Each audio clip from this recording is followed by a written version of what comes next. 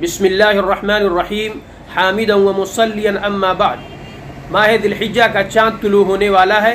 اللہ کے رسول صلی اللہ علیہ وسلم نے ارشاد فرمایا، من رأى ہلال ذی الحجہ فأراد ان یضحی فلا یأخذ من شعره ولا من اظفاره حتی یضحی، کہ جو شخص ماہ ذی الحجہ کا چاند دیکھے اور اس کا ارادہ ہو کہ وہ قربانی کرائے گا تو اب وہ نہ اپنے ناخن کاٹے اور نہ اپنے بال کاٹے، یہاں تک کہ قربانی کرا لے۔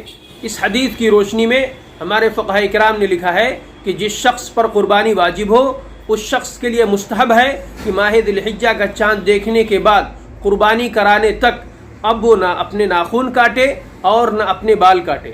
اور جس شخص پر قربانی واجب نہیں ہے، اگر وہ بھی قربانی کرانے والوں کی مشابہت میں اپنے بال اور ناخن نہیں کاٹتا ہے تو اللہ تبارک و تعالیٰ کی ذات سے امید ہے کہ اللہ تبارک و تعالیٰ اسے بھی اجر سے نوازیں گے۔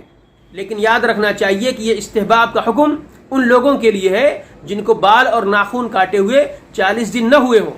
اگر کسی کو بال اور ناخن کاٹے ہوئے 40 دن ہو گئے ہوں یا 40 دن سے زیادہ ہو گئے ہوں تو اب اس کے لیے بال اور ناخن نہ کاٹنا مستحب نہیں ہے، بلکہ اس کو چاہیے کہ وہ اپنے بال اور ناخن کاٹ لے۔ اللہ تبارک و تعالی ہم لوگوں کو دین کا صحیح فہم عطا فرمائے اور عمل کرنے کی توفیق نصیب فرمائے۔